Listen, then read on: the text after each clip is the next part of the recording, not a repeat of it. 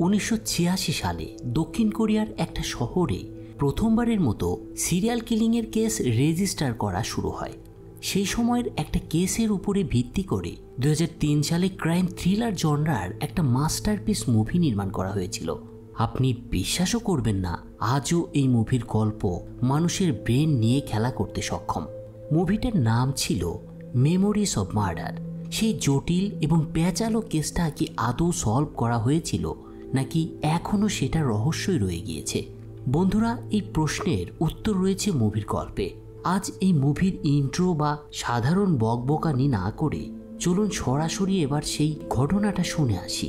রোমহর্ষক ঘটনা। দক্ষিণ কোরিয়ার ছোট্ট একটা শহর হাসিউং। একদিন একটা বাচ্চা ছেলেকে তাদের ধান ক্ষেতের পাশে চুপচাপ দাঁড়িয়ে থাকতে দেখা যায়। তার কিছুক্ষণ পর ছেলেটার বাবা এক স্থানীয় পুলিশকে ডেকে নিয়ে আসে সেখানে। কিছু যে একটা গন্ডগোল হয়েছে সেটা বেশ পরিষ্কার। এই পুলিশ অফিসারের নাম ছিল পার্ক।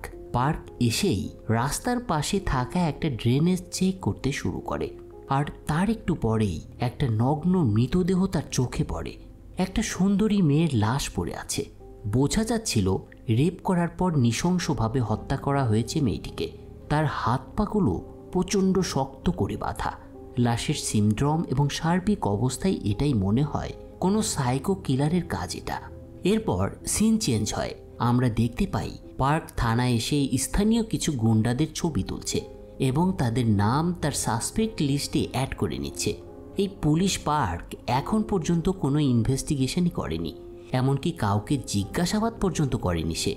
অবশ্য এটা হবারই কথা ছিল সেই সময়ের প্রেক্ষাপটে, কারণ 1986 সালে কোরিয়ার প্রশাসন ছিল ভীষণ দুর্বল। তারা জাস্ট কিছু সন্দেহ এবং অনুমানের উপরে ভিত্তি করে বেশিরভাগ কেসই সলভ করত। পার্কও অনেকটা সেটাই করতে চাইছিল। কিছু সন্দেহভাজনকে থানায় এনে ইন্টারোগেট করে তাদের কাছে জানতে চাওয়া হচ্ছিল তারা খুনটা করেছে কিনা, কিন্তু এতে আদতে কোনো লাভই হচ্ছিল না। আর এভাবেই 1 থেকে 1.5 মাস অতিবাহিত হয়ে যায়। এরপর একদিন খবর আসে আরও এক মহিলার মৃতদেহ পাওয়া গিয়েছে। এই মহিলার নাম হচ্ছে হ্যাং সিউক এবং তাকেও আগের মতো একই প্যাটার্ন ফলো করে খুন করা হয়েছে। খবর পেয়ে যথারীতি পার্ক তার টিম নিয়ে ঘটনাস্থলে পৌঁছায়, কিন্তু আমরা এবার দেখতে পাই ক্রাইম সিনটাকে কোনো প্রকার প্রোটেক্টই করা হয়নি। সাধারণ জনগণ লাশটার খুব কাছাকাছি দাঁড়িয়ে আছে। বাচ্চারা এখানে সেখানে ছুটোছুটি করছে। এর ফলে কিছু গুরুত্বপূর্ণ প্রমাণ যে নষ্ট হয়ে গিয়েছে সেটা খুবই স্বাভাবিক। তো সেখানে একসময় পার্ক একটা জায়গায় কাদার উপরে এক অজ্ঞাত ব্যক্তির জুতোর ছাপ দেখতে পায়। ফলে সে ওই জায়গাটাকে মার্ক করে রাখে।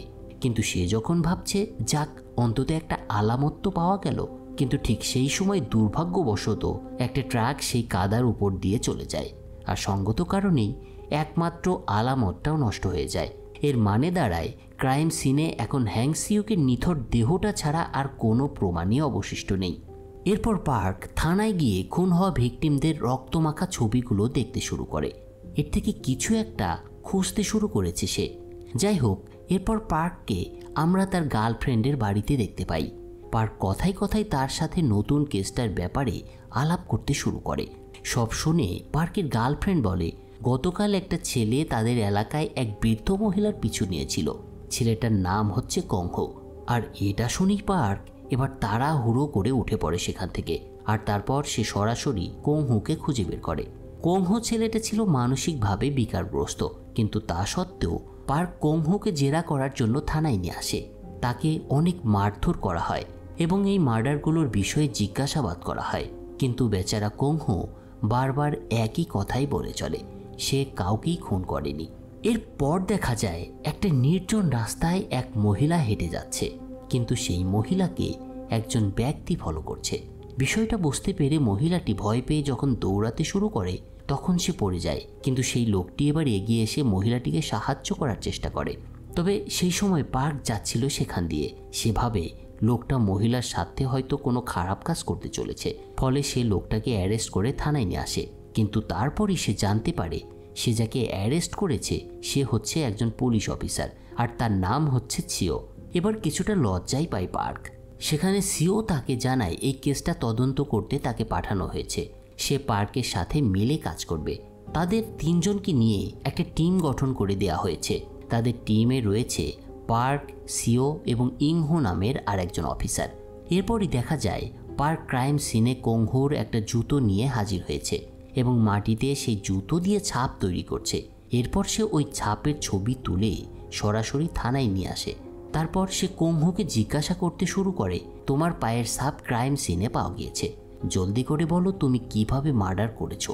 এই ঘটনায় সহজেই একটা বিষয় বোঝা যায়, বেচারা কোংহোকে ফাঁসানোর পায়তারা করছিল পার্ক নামের পুলিশটা। তবে কোংহো কোনোভাবেই তার মুখ খোলে না। তাই ইনভেস্টিগেশন টিম তাকে নির্জন একটা জঙ্গলে নিয়ে আসে। তাকে ওরা দেখায় এবং বলে যদি সে দোষ না স্বীকার করে তাহলে তাকে এখানেই মেরে ফেলা হবে। এসব কথা শুনে কোংহো প্রচণ্ড ভয় পায়। সে বলে ওঠে, আচ্ছা ঠিক আছে, আমি খুন করেছি। আসলে যেহেতু কোংহো মানসিকভাবে ভারসাম্যহীন ছিল, তাই পার্কের কথাগুলো শুনে নিজেকেই সে খুনি হিসেবে ভাবতে শুরু করেছিল। সে মেয়েদের কিভাবে খুন করেছিল তার একটা বর্ণনা কোংহো বলতে শুরু করেছিল। তবে এটা ছিল স্বাভাবিকভাবেই তার বানানো একটা গল্প। এদিকে পার্ক যখন এসব করছিল তখন সিও এর কিছুই সহ্য করতে পারছিল না, তাই সে রাগ করে সেখান থেকে ফিরে আসে। সেদিন সারা রাত ধরে সিও কেস ফাইলগুলো স্টাডি করতে শুরু করে। পরের দিন সকালবেলা দেখা যায় পুলিশ চিফ এবং পার্ক সাংবাদিকদের ডেকে কেসটা সলভ করার বিষয়ে একটা ব্রিফিংয়ের আয়োজন করেছেন।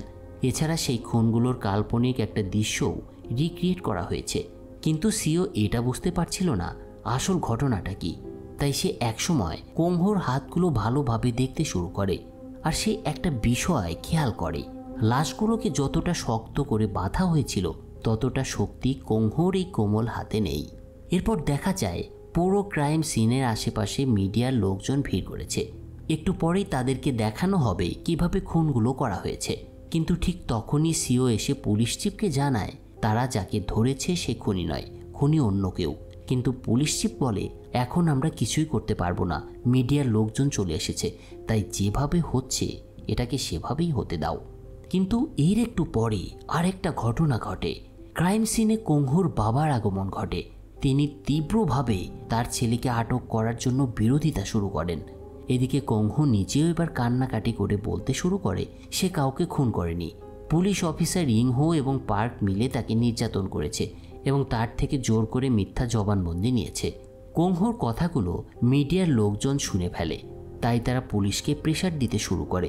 ফলে পুলিশ কোংহোকে ছেড়ে দিতে বাধ্য হয় এবং সেই সাথে পার্কদের কড়া একটা ওয়ার্নিংও দেওয়া হয়। এই ঘটনার পর নিউজ পেপারগুলো পুলিশ ডিপার্টমেন্ট সম্পর্কে নানা রকম বিরূপ লেখা ছাপতে শুরু করে দিয়েছিল। ফলে একজন ইন্সপেকশন অফিসারকে পাঠানো হয়েছিল এই ঘটনাটা খতিয়ে দেখার জন্য এবং খুনের ঘটনাগুলোকে সঠিকভাবে তদন্ত করার জন্য। অফিসার নিয়োজিত হওয়ার প্রথম দিনেই সবার কাছে তিনি জানতে চান ভিকটিমদের মধ্যে কমন কী ছিল। সিও উত্তরে জানায় ভিকটিমরা সবাই দেখতে ভীষণ সুন্দরী ছিল এবং মৃত্যুর দিন তারা লাল রঙের পোশাক পরে বের হয়েছিল। অফিসার এবার জিজ্ঞাসা করেন, দুই ভিকটিম কি লাল ড্রেস পরে বের হয়েছিল? এর উত্তরে সিও বলে, ভিকটিম আসলে দুজন নয়, তিনজন। এরপর সে তার নিজস্ব অনুসন্ধানের একটা রিপোর্ট বের করে দেখায়। প্রায় 2 মাস আগে 27 বছর বয়সী এক মহিলাও নিখোঁজ হয়ে গিয়েছিল, যার পরনে ছিল লাল রঙের একটা ড্রেস। সেই রাতে অনেক বৃষ্টি পড়ছিল, আর আশ্চর্যের বিষয় হলো বাকি দুজন ভিকটিমদের কিডন্যাপ করার সময়ও প্রচণ্ড বৃষ্টি হচ্ছিল। এই তদন্তের ভিত্তিতে এবার একটা সার্চ টিম গঠন করে দেওয়া হয়। সিওর নেতৃত্বে একটা অনুসন্ধানী টিম সে 27 বছর বয়সী মহিলার মৃত লাশ উদ্ধার করতে সক্ষম হয়। দেখা যায় একেও সেম প্যাটার্ন ফলো করে মারা হয়েছে। এখান থেকে পুলিশ ডিপার্টমেন্ট আশ্বস্ত হয় যে কিলার বৃষ্টির রাতে বের হওয়া লাল পোশাকের মেয়েদেরকে টার্গেট করছে। তাই পুলিশ এরপরে একদিন একটা ফাঁদ তৈরি করে কিলারকে ট্রেস করার জন্য। ফাঁদটা হচ্ছে একজন মহিলা কনস্টেবলকে এক বৃষ্টির রাতে লাল পোশাক পরানো হয় এবং তাকে নির্জন একটা রাস্তায় হাঁটতে বলা হয়। সেই কনস্টেবল জনমানবহীন রাস্তায় একা অনেকক্ষণ ঘোরাঘুরি করলেও সেদিন রাত্রে কিন্তু কোনো কিলার তার কাছে আসে না। এরপর দেখা যায় সিও সেই নির্জন রাস্তার পাশে অবস্থিত একটা চেকপোস্টে দাঁড়িয়ে আছে এবং সেই কনস্টেবলের সাথে ডিসকাস করছে। এ সময় সেখানে দুজন মেয়ে স্টুডেন্ট তাদের দিকে এগিয়ে আসে। বাইরে বৃষ্টি হওয়ায় তারা এখানে অপেক্ষা করতে এসেছে। এই দুজন মেয়ের কথোপকথনে সিও অদ্ভুত কিছু একটা কথা শুনতে পায়। মেয়ে দুজন একে অপরকে বলছে, এই এলাকায় ঘটে যাওয়া মার্ডারগুলোর আসামি তাদের স্কুলের পেছনে বাস করে। যদিও তারা দুজন শিওর নয়, তবে এ ধরনের কথাই নাকি সবার মুখে মুখে শোনা যাচ্ছে এখন। যা হোক, অন্যদিকে আর একজন মহিলাকে দেখতে পাই আমরা। মহিলা খুব টেনশনে আছেন, কারণ তার স্বামী সেদিন অনেক রাত হলেও বাড়ি ফিরেননি। তাই সে স্বামীকে খুঁজতে বেরিয়েছেন। কিন্তু এখানে একটা বিষয় লক্ষণীয়। মহিলাটি প্রথমে একটা লাল রঙের ড্রেস পরেছিল, কিন্তু কিলারের ভয়ে সে ড্রেসটা চেঞ্জ করে তারপর বের হয়েছিল। কিন্তু শেষ পর্যন্ত আর শেষ রক্ষা হয় না তার। বাড়ি থেকে বের হয়ে কিছু দূর যাওয়ার পর অদ্ভুত এক ধরনের শব্দ শুনতে পায় মহিলা, আর তারপরেই কিলার কৌশলে তাকে কিডন্যাপ করে নিয়ে যায়। পরের দিন সকালবেলা এই মহিলার লাশ উদ্ধার করা হয়। সেই চিরচেনা মার্ডার প্যাটার্ন। সিও প্রথমেই ক্রাইম সিনে এসে সবাইকে দূরে সরে যেতে বলেন, কিন্তু ততক্ষণে অনেকটাই দেরি হয়ে গিয়েছিল। গত রাতের বৃষ্টির কারণে ক্রাইম স্পটে যতগুলো ফুটপ্রিন্ট ছিল তার সবগুলোই নষ্ট হয়ে গিয়েছিল। এছাড়া অন্যান্য আলামতগুলো নিশ্চিহ্ন হয়ে গিয়েছিল। পুলিশের হাতে আরও একটা নিথর ডেড বডি ছাড়া মূলত কিছুই বলার মতো ছিল না। পুলিশ যখন বিষয়টি নিয়ে এবার একেবারে হতাশ, তখন পুলিশ ডিপার্টমেন্টে কুইন নামে আরও এক অফিসার সবাইকে বলে তার কাছে নতুন একটা তথ্য এসেছে, যেটা তাদের এই কেস সলভ করতে হয়তো সাহায্য করতে পারে। কুইন জানায় যেসব রাতে কিলার ভিকটিমদের কিডন্যাপ করেছিল, ঠিক সেই রাতগুলোতেই কেউ একজন রেডিও সেন্টারে একটা করে চিঠি পাঠিয়েছিল। সেই চিঠিতে বলা হয়েছিল বৃষ্টির সময় বিশেষ একটা স্যাড মিউজিক যেন বারবার প্লে করা হয়। তবে এই ক্লুর সাথে পার্ক একমত হতে পারে না, কিন্তু সিও এটাকে খুবই গুরুত্বপূর্ণ একটা ক্লু মনে করে। সে ভাবতে শুরু করে যে এই দুঃখের মিউজিক বাজাতে বলেছে নিশ্চয়ই তার সাথে খুনের কোনো যোগাযোগ রয়েছে। তাই সিও এবার সোজা সেই রেডিও স্টেশনে চলে যায় এবং আর কোনো চিঠি পাঠানো হয়েছে কিনা সেটা জানার চেষ্টা করে। সেখানকার এক রেডিও জকি তাকে বলে অনেকগুলো চিঠি ইতিমধ্যেই ডাস্টবিনে ফেলে দেওয়া হয়েছে, হয়তো সেখানে কিছু থাকতে পারে, আপনারা সেখানে গিয়ে চেষ্টা করতে পারেন। কথাটা শুনে সিও এবার সেই ডাস্টবিনে খোঁজাখুঁজি শুরু করে দেয়, কিন্তু তেমন কিছুই পায় না সে সেখানে। এর পরদিন রাতে ঘটে আর একটা ঘটনা। সিও এবং পার্ককে একটা ঝোপের মধ্যে লুকিয়ে থাকতে দেখা যায়। এই জায়গা ছিল এমন একটা জায়গা যেখানে বেশিরভাগ লাশ ডাম্প করা হতো। এছাড়া পার্ক একটা তান্ত্রিকের কাছ থেকে জানতে পেরেছিল আজ রাতে নাকি কিছু একটা হবে এখানে। তো অপেক্ষার এক পর্যায়ে তারা দেখতে পায় একজন ব্যক্তি সেই ঝোপের মধ্যে বসে মাস্টারবেট করছে, কিন্তু পার্কদের আওয়াজ শুনে লোকটা দৌড়ে পালাতে শুরু করে। ওরা তার যদিও পিছু নেয় এবং একসময় একটা ফ্যাক্টরিতে গিয়ে তাকে ধরেও ফেলে, কিন্তু তার কাছ থেকে তেমন কিছুই জানতে পারে না ওরা। এখানেও কিছু জানতে না পেরে তারা এবার সেই মেয়ে দুজনের কথা মতো তাদের স্কুলে গিয়ে হাজির হয়। স্কুলের টিচারের কাছ থেকে ওরা জানতে পারে স্কুলের পেছনে একটা বাড়ি থেকে এক মহিলার কান্নার আওয়াজ মাঝে মাঝেই পাওয়া যায়। মূলত এ কারণেই গুজবটা স্কুল থেকেই ছড়িয়েছে। এই তথ্যটা পেয়ে সিও এবার সেই স্থানে চলে আসে। সেখানে সে দেখতে পায় একটা মাটির ঘর রয়েছে এবং এক মহিলা সেখানে বাস করছে। মহিলাটি সিওকে দেখে প্রচণ্ড পরিমাণে ভয় পেয়ে যায় এবং ঘরের মধ্যে গিয়ে লুকিয়ে পড়ে। কিন্তু সিও তাকে বলে, আমি একজন পুলিশ অফিসার, আপনাকে সাধারণ কিছু প্রশ্ন করব। তার কথাই মহিলাটি উত্তর দেয়, আপনি যেই হন না কেন এখান থেকে চলে যান। সিও এরপর বাইরে তাকিয়ে দেখতে পায় একটা রশিতে সেই মহিলার জামা কাপড় শুকানো হচ্ছে, আর সেখানেই সে একটা ছেঁড়া লাল রঙের কাপড় দেখতে পায়। এটা দেখে সিওর বুঝতে বাকি থাকে না এই মহিলা হচ্ছে সেই কিলারের একজন ভিকটিম, আর এই কারণেই সে তাকে ভয় পাচ্ছিল। তাই সিও এবার ডিপার্টমেন্ট থেকে কুইনকে ডেকে নিয়ে আসে তার ওখানে। সে এসে ওই মহিলাকে প্রশ্ন করতে শুরু করে, আর যা ভাবা হয়েছিল সেটাই হয়েছে। এই মহিলা সত্যিই একজন ভিকটিম। এক রাতে তাকে রেপ করা হয়েছিল, কিন্তু সে কিলারের মুখটা সেদিন ইচ্ছে করেই দেখেনি, কারণ সে জানতো রেপ করার সময় কিলারকে যারা এর আগে দেখে ফেলেছিল তাদেরকে সে খুন করেছে। তবে এ সময় সে একটা গুরুত্বপূর্ণ তথ্য তাকে দেয়, রেপিস্টের হাত ভীষণ নমনীয়।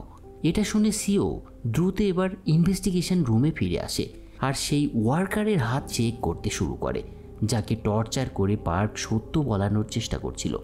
সিও দেখতে পায় এই ওয়ার্কারের হাত ভীষণ শক্ত, তাই সে ধারণা করে এই লোকটা কিলার নয়। কিন্তু পার্ক সিওর কথা মানতে চায় না, কারণ সে যাকেই সন্দেহ করছে সিও তাকেই বাঁচিয়ে নিয়ে চলে যাচ্ছে।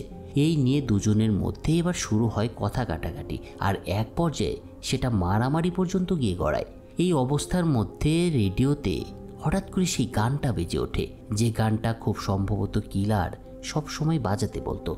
গানটা শুনে লড়াই থামিয়ে দেয় সিও এবং পার্ক। একসময় বাইরে তাকিয়ে দেখতে পায় ধুম বৃষ্টি হচ্ছে, আর ওরা বুঝতে পারে আজকেও হয়তো খুনি কোনো খুন করতে চলেছে। এটা বোঝার সাথে সাথেই ওরা তাড়াহুড়ো শুরু করে দেয়। পুলিশদের মধ্যে প্রচণ্ড একটা চেষ্টা চলছিল যাতে সেই রাতে কোনো অঘটন না ঘটে। পুলিশ পুরো গ্রামে ইমার্জেন্সি অবস্থা জারি করে, কিন্তু তবুও কিলারকে থামানো সম্ভব হয় না। পরের দিন সকালে আর একটা মেয়ের লাশ পাওয়া যায়। প্রাথমিকভাবে ফরেনসিক থেকে জানা যায় মেয়েটির মৃত্যু হয়েছিল গত রাত 7টা থেকে 7:30টার মধ্যে, অর্থাৎ যে সময়ে পার্ক এবং সিও মারপিটে ব্যস্ত ছিল। ফরেনসিক ডাক্তার মেয়েটির গোপনাঙ্গ থেকে অনেকগুলো মাংসপিণ্ডের স্যাম্পল কালেক্ট করে, আর এ থেকেই বুঝে নিন সেই রেপিস্ট কিলার কতটা নৃশংসভাবে মেয়েদেরকে রেপ করত। এই ঘটনায় সবাই একদম ভেঙে পড়ে, তবে পার্ক সব থেকে বেশি কষ্ট পায়, কারণ সে এতদিন না বুঝেই স্যাম্পল লিস্ট তৈরি করতে শুরু করেছিল। আর এই সময় নষ্টের কারণে কিলার একের পর এক মার্ডার করে চলছিল। আর এই বিষয়টা ভেবে পার্ক এবার পুরো সিরিয়াস হয়ে যায়। যা হোক, অন্যদিকে কুইন জানায় রেডিও স্টেশনে যে ব্যক্তি গান প্লে করার জন্য বলতো তার ঠিকানা সে জোগাড় করতে পেরেছে। ঠিকানাটা নিয়ে পার্ক এবং সিও দ্রুত সেই ঠিকানায় গিয়ে পৌঁছায় এবং সেখান থেকে ইয়ং নামে একজনকে আটক করে। সিও ইয়ং এর হাত চেক করে দেখতে পায় তার হাতটা ভীষণ নমনীয়, ঠিক যেমনটা সেই ভিকটিম মহিলা তাদেরকে বলেছিল। সিও এবার তাকে প্রশ্ন করে, তুমি কবে থেকে এই ফ্যাক্টরিতে কাজ করছো? ইয়ং বলে, সেপ্টেম্বর থেকে। আর অবাক করার বিষয় হলো এই মাস থেকেই সব খুনগুলো হতে শুরু করেছিল। এরপর ইয়ং স্বীকার করে সে রেডিও স্টেশনে ওই চিঠিগুলো পাঠিয়েছিল। সে বৃষ্টির সময় এই গানগুলো শুনতে ভীষণ পছন্দ করত, কিন্তু তার জানা ছিল না সেই একই রাতে একের পর এক খুন হয়ে চলছিল। ইয়ং এর কথার প্রেক্ষিতে সিও তাকে এবার প্রশ্ন করে, গত রাতে তুমি যদি বাড়িতে বসে রেডিও প্রোগ্রামটা শুনেই থাকো তাহলে আমাকে বলো শেষ গানটা কী ছিল? ইয়ং উত্তরে জানায়, আমার ঠিক মনে পড়ছে না। তার এ ধরনের কথায় এবার রেগে যায় পার্ক এবং তাকে মারতে শুরু করে। তবে চিপ তাকে এসে বাঁচায়, কারণ এর আগে একটা ঘটনা ঘটেছিল যার কারণে পুলিশকে অনেক খারাপ সিচুয়েশন ফেস করতে হয়েছে। এরপর আমরা দেখতে পাই সিও এবং পার্ক হতাশ হয়ে বসে আছে। ইয়ং এর বিরুদ্ধে শক্তিশালী কোনো প্রমাণ তাদের হাতে নেই। তাদের মধ্যে কথাবার্তা চলতে চলতে সিও একসময় পার্ককে জিজ্ঞেস করে, তুমি যে কোংহুকে জঙ্গলে নিয়ে ভয় দেখিয়েছিলে, এরপর সে যে বর্ণনাটা দিয়েছিল সেটা কিন্তু জোশ ছিল। তুমি তাকে কি এমন শিখিয়ে দিয়েছিলে? পার্ক তার উত্তরে বলে, আমি কোংহুকে আসলে কিছুই শিখাইনি সেদিন, সে নিজে নিজেই খুনের বর্ণনা দিচ্ছিল। বন্ধুরা, নিশ্চয়ই মনে আছে আপনাদের, কোংহু খুনের একটা বিবরণ দিয়েছিল সেই জঙ্গলে। এরপর দেখা যায় সিও এবং পার্ক কোংহুর দেয়া স্টেটমেন্ট আবার শুনতে শুরু করেছে। কোংহু যেভাবে বিবরণ দিচ্ছিল তাতে মনে হচ্ছিল কিলার তার সামনে ওই মেয়েদের খুন করছে, আর সে পুরো খুনটা হতে দেখেছে। কারণ কোংহু একজন তৃতীয় পক্ষের মতো ডিটেলসে সব কিছু ব্যাখ্যা করছিল। এই রেকর্ডিংটা এবার তাদের বিশাল একটা লিড এনে দেয়। তাই পার্ক আর সিও দেরি না করে সোজা কোংহুর বাড়িতে গিয়ে পৌঁছায়। কিন্তু কোংহু তাদেরকে দেখে এবার পালাতে শুরু করে, তবে পার্ক তাকে গিয়ে ধরে ফেলে। জিজ্ঞাসাবাদে কোংহু স্বীকার করে সে এক রাতে ওই কিলারকে লুকিয়ে খুন করতে দেখেছিল, কিন্তু সে সাথে আরও কিছু বলার আগেই কোংহুর বাবা লোকজন নিয়ে পার্কের উপরে হামলা করে বসে। আর এই সুযোগে কোংহু পালিয়ে গিয়ে একটা রেল লাইনের উপরে গিয়ে দাঁড়ায়। তার ভাবখানা সে সময় এমন মনে হচ্ছিল যে সে সুইসাইড করতে যাচ্ছে, কিন্তু হয়ও তাই। কিছু বুঝে ওঠার আগেই একটা ট্রেন এসে কোংহুকে একেবারে পিষে দেয়। যদিও সিও তাকে বাঁচানোর চেষ্টা করেছিল, কিন্তু অনেক দেরি হয়ে গিয়েছিল তার। অন্যদিকে কোনো সাক্ষী বা প্রমাণ না থাকায় ইয়ংকেও ছেড়ে দিতে বাধ্য হয় পুলিশ। এদিকে ফরেনসিক থেকে পাওয়া যায় আর একটা তথ্য। ফরেনসিক ডক্টর সিওদের জানায় এক ভিকটিমের দেহ থেকে কিলারের সামান্য সিমেন্ট পাওয়া গিয়েছে। এটা ডিএনএ টেস্ট করলেই কিলারকে খুঁজে বের করা সহজ হয়ে যাবে, কিন্তু টেস্ট করতে তাদের বেশ কিছুদিন সময় লাগবে। এরপর পার্করা অপেক্ষা করতে শুরু করে। পার্ক এই কাজের ফাঁকে তার গার্লফ্রেন্ডের সাথে সময় কাটাতে শুরু করে। এদিকে রাত দিন এক করে সিও ইয়ং এর উপরে কড়া নজরদারি জারি রেখেছিল, কারণ সে ইয়ংকে খুনি হিসেবে ধরে নিয়েছিল। এরপর এক রাতে সিও দেখতে পায় ইয়ং বাসে করে কোথাও যাচ্ছে, কিন্তু তার গাড়িটা নষ্ট হয়ে যাওয়াতে সে ইয়ং এর পিছু করতে পারে না। তবে সে ডিপার্টমেন্টের সিনিয়রদের বলতে থাকে আজকে রাতেও একটা খুন হতে পারে, তাদের উচিত ইয়ংকে আটকানো। কিন্তু তার সিনিয়র অফিসাররা এই রিস্কটা নিতে চায় না, কারণ ইয়ংয়ের বিরুদ্ধে তেমন কোনো শক্ত প্রমাণ তাদের হাতে ছিল না। এরপরের একটা দৃশ্যে দেখা যায় পার্কের গার্লফ্রেন্ড একটা রাস্তা দিয়ে হেঁটে চলেছে রাতের বেলা, কিন্তু কিলার এবার তাকেই টার্গেট করে ফেলে। আর তখনই আবার অন্য একটা মেয়েকে সেই রাস্তা দিয়ে হেঁটে যেতে দেখা যায়। কিলার এবার দুজনের দিকেই তাকাতে শুরু করে। আসলে দুজনকে দেখে সে দ্বিধান্বিত হয়ে পড়েছিল, কাকে ধরবে সে সেটা বুঝতে পারছিল না। এক পর্যায়ে সে অন্য মেয়েটাকে কিডন্যাপ করে নিয়ে যায়। যথারীতি পরের দিন সকালে পাওয়া যায় সেই মেয়েটার লাশ। সিও যখন ঘটনাস্থলে আসে তখন সে দেখতে পায় মেয়েটার কোমরের দিকে একটা ছোট্ট ব্যান্ডেজ লাগানো রয়েছে। এই ব্যান্ডেজটা দেখে সিও বুঝতে পারে এই মেয়েটা তার পরিচিত, কারণ এর আগে একদিন সে এই মেয়েটার ক্ষতে ব্যান্ডেজ লাগিয়ে দিয়েছিল। আর এই মেয়েটা ছিল সেই দুটো মেয়ের একজন। মেয়েটার এই অবস্থা দেখে সিও এবার একটা বড় ধরনের ধাক্কা খায়। তাই সেখানে দেরি না করে সোজা ইয়ংয়ের কাছে চলে এসে তাকে আক্রমণ করে বসে। ইয়ংকে মারতে মারতে বলে, তোকে আমি আজ সাজা নিজের হাতে দিব, আমার কোনো প্রমাণের প্রয়োজন নেই। এদিকে ইয়ং নিজেও রাগান্বিত হয়ে বলতে থাকে, হ্যাঁ আমি খুন করেছি, কি করবি। এরপরে সিও তার বন্দুক বের করে ইয়ংয়ের দিকে তাক করে, কিন্তু ঠিক তখনই সেখানে পার্ক চলে আসে। সে সিওকে থামিয়ে বলে ডিএনএ রিপোর্ট চলে এসেছে। সিও সেই রিপোর্ট দেখে এবার রীতিমতো থমকে যায়, কারণ ইয়ংয়ের সাথে এই রিপোর্টটা ম্যাচ করেনি। কিন্তু সিও নিশ্চিত ছিল ইয়ংই সব কিছুর পেছনে দায়ী, আর এই বিষয়টা সে পার্ককে বলেও। তাই পার্ক একবার শেষবারের মতো তার তীক্ষ্ণ দৃষ্টি দিয়ে ইয়ংকে অবজার্ভ করতে শুরু করে। তবে আশ্চর্যের বিষয় হলো এই প্রথমবার পার্ক কারোর চোখ পড়তে পারছে না। সে নিজেই এবার হতবাক হয়ে দাঁড়িয়ে থাকে। এর মধ্যে ইয়ং সেখান থেকে চলে যায়। এই ঘটনার পর বেশ কিছু বছর পার হয়ে যায়। দৃশ্যপট পরিবর্তন হয়ে চলে আসে 2003 সালের দিকে। পার্ক এখন পুলিশের চাকরি থেকে অবসর নিয়ে একটা বিজনেস শুরু করেছে। কাজের সুবাদেই সে একদিন সেই ফসলের মাঠটা দিয়ে আসতে শুরু করে যেখানে সে প্রথমবার এক মহিলার লাশ পেয়েছিল। সে এক সময় সেই স্পটে এসে দাঁড়ায় এবং টানেলের পাইপটার দিকে অবাক হয়ে তাকিয়ে থেকে তার স্মৃতিগুলো মনে করার চেষ্টা করতে থাকে। ঠিক তখনই সেখানে একটা বাচ্চা মেয়ে এসে হাজির হয়। সে পার্ককে বলে, তুমি এখানে কি করছো? পার্ক উত্তর দেয়, এমনি দেখছিলাম। এটা শুনে মেয়ে বাচ্চাটি বলে, খুবই অবাক একটা ব্যাপার তো, কিছুদিন আগে আরও একজন এখানে এসে উকিঝুঁকি দিচ্ছিল, আর সেই লোকও বলেছিল আমি কয়েক বছর আগে এখানে একটা কাজ করেছিলাম।